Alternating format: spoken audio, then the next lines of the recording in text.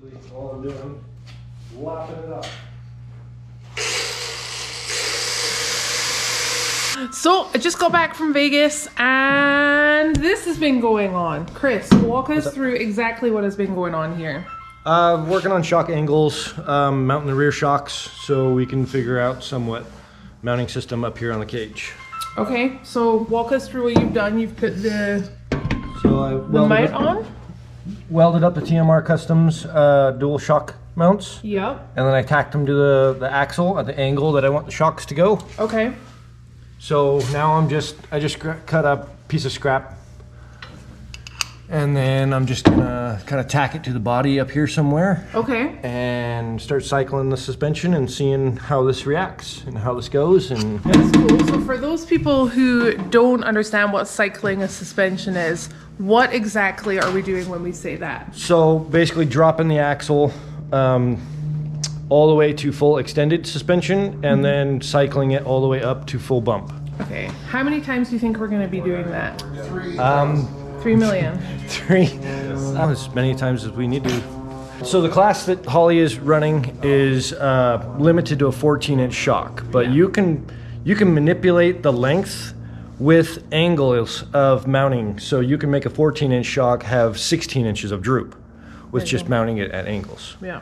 So that's what we're trying for.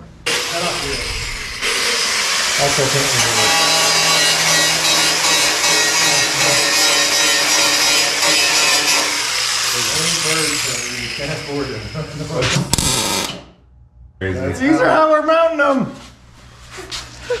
We're already at full, yeah. I know. We're at full We're bump. there. Good. We have this one little looping, there's no oil in the shocks, huh? Okay. Oh. Let's start our journey to the depths. Let's see how good of control you have on it, of it. Have to. I need that music, like bum bum, like you know, Elevator music? no, the guy walking on the moon. Oh yeah. That's okay. That's me. Keep going. Yeah. Keep going. They do travel in. All right, we run out of jack. Now what we need to do is we need to set these jack stands lower and then be able to pull that thing out of the. Go back up a little bit. It's like shock or no shock. Oh, yeah.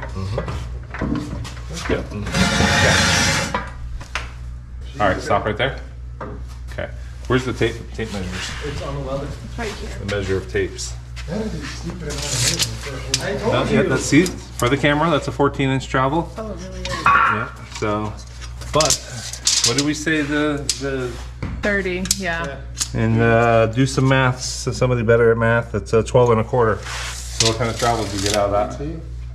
Oh no, 17 3/4. Yeah. 17 3/4 out of a 14-inch treble shock. So that's actually pretty good. And our misalignment's not overburdened there, nor was it at stuff. So I feel pretty good about that. Let's look at some of the other factors. I don't see a drive line having much of an issue there.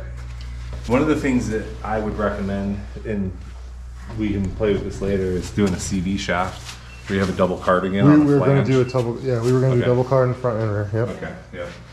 So, and then it'd also be really interesting if what the distances are if you can run a single spare that has a lot of slip or something, right? So you're just carrying one drive They shaft. were. I think it were. We had measured them at one point. They were at 34 and 36. I had it here. 30. They weren't off by that much. 36 and a half and 34. Yeah. So that- 34 and 36 and a half. That usually never happens where that's looking like a pretty ideal shock placement the first time around. Usually I'll play with this for a long time, but I guess over all the Really? years, it kind of Your eyes started just. to hone in a little bit on it. Your eyes just perfect. I don't know about perfect, but I did have nugget ice today for the record. So if you guys are doing testing later for nugget ice use, I'm admitting it now. So yeah, I like it. If this is now our new triangle here, it's going to be right in the right location. place. Yeah. So bypass shock will come out above it. Yep. And then duplicate that on the other side. I'd go back to full bump and then maybe steal another set of misalignment spacers. But realistically, all we're trying to do now is set the angle on this guy. So I'd probably, now that we have, what did we say, 17 and some change? 17. Yeah, so I'd probably set this thing at 60-40 right now in the travel and look at that as your ride height. So 60-40 with the split being Sitting in its travel 60. Sitting. 60 droop, 40. I mean 60 stuff, 40 droop. Okay. so 40% of the shock showing. Yeah. All right. So that is It's 8 inches up. 8.5 would be 60%. 8.4. There you go. So 14 minus 8.4. I gotta take my shoes off to do those calculations, but Curious Yeah. to see what 5.6 shaft showing. Oh. That was at. You could do 5.5, I guess. right there, Walter, Stop. Yeah. Go down a little bit. is the other thing we need to take into consideration. Oh, it doesn't have it. Okay, perfect. Is you're gonna have a rubber spacer on here as well, Yeah. right? That's gonna be another collapse. That's probably, when it's under duress and being collapsed, it's probably a 1/2 inch thick or so. So that's at Or right 3/8. What does the pinion look like? Yeah, I'd probably throw or sweep the floor and lay under there with like that track bar tube and, Yeah. and sight it through the U-joint center and make sure you're not degrees up or down, because you have the ability to adjust that right now, but you don't once these are welded in, right? Yeah. Once those are welded in, you're not going to be friends with that.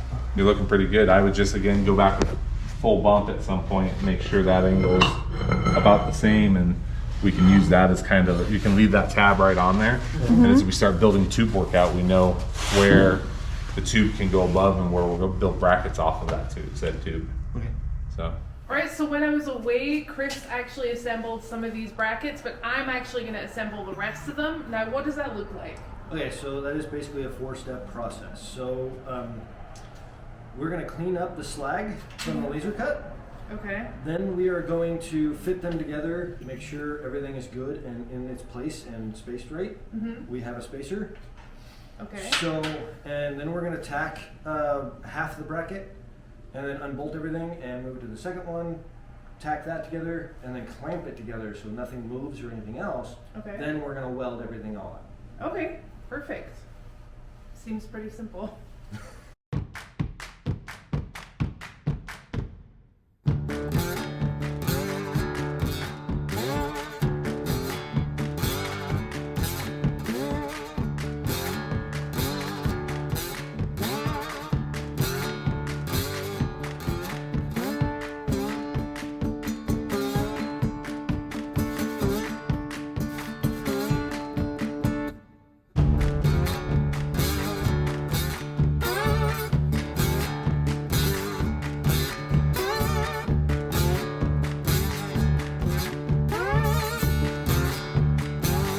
Hey guys, we've had to interrupt this episode because my friend here, who are you? Wants to tell you what's going to go on. I forgot. Oh yeah, the bead off. Bead off is happening today. Yep. Yep. Who have we got? Who's going to do it? Got Jacoby, Dad, Yep. and Walter Walter, and Chris. Chris, and and Kevin Kevin, and myself. and Holly. Yeah. Yeah. Yeah. Who do you think is going to win? You. Of course. I'm definitely not going to win, but I don't think I'm going to do a bad job, right? Yep. And then next year you're going to have to do it. No, you are. Okay, fine. Okay? All right, let's go see how everyone does. Yep. Okay.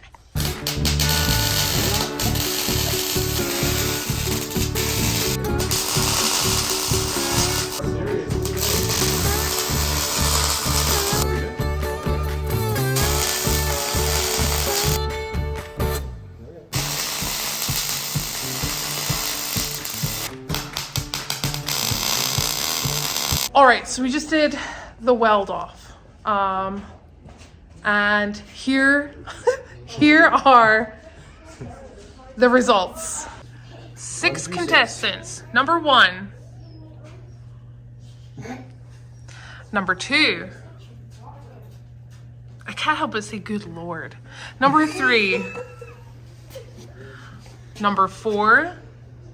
Also good Lordish. Number 5. Also, good Lord. And number 6. I know who I would pick. It's pretty obvious. But who would you pick? 1 through 6. We're not going to tell you who it is until we get all the numbers in. We're going to give it like, what day is it today? Wednesday. We'll come back on Saturday and tell you who did each one. Who would you choose? These are the people that you need to choose from. We have Chris. Chris, how did you feel about your work? Pretty good. Yeah? Yeah. Okay, I hate that you're cool as a cucumber right now. We have Chuck. Well, I've seen the results. When was the last time you picked up a welder? About a year ago. Yeah. Feeling good about it. Yeah? Feeling solid. I would. Cobes. We have Kobe. Kobe, you were in this competition. I was How did you feel about it? not great. Not great? You have myself, and then you have Kevin. Kevin! He's not here. He's over here. Kevin! Oh. And of course, Walter. Walter, how did you feel about your performance I feel today? great about my performance. Yeah? I think I'm going to shock a lot of people. I think when you're guessing who did my specific weld, you're going to be able to tell. You think? Yeah. No, in a good way. Don't say in a bad way. In a good No, way. no, I didn't say it a bad You way. smiled like it was a bad way. Okay, now that these are welded up and they're cleaned up, they're ready to go onto the vehicle, but we can't put them on just yet. We only have 1 set of mock-up shocks. I got that first go. You know how many times I've said mock-up shocks and not being able to say it? That's right, I did it. So what we're gonna do now is we're actually gonna get the vehicle ready for tomorrow. Tomorrow is super exciting. I'm looking over at Chris because I'm excited. I think he's more excited too. Because tomorrow, hopefully, fingers crossed, if everything goes to plan tonight, we are gonna be starting on the cage, which is where we thought we were gonna be starting on day 1, but it's okay. We don't need to talk about that. We're here now. So what do we need to do? We need to center the body. We have to make sure that our drill bits are long enough to kind of drill up into the tub, and then hole saw, obviously hole saw, circle saw, just to get ready for those A and B pillars. So, well, the A, B pillar Uprights. cage. You know where I'm going with this. Anywho's, we still have some work here to get done, so we're gonna head and go and do that, and I'll be back with you in just a minute.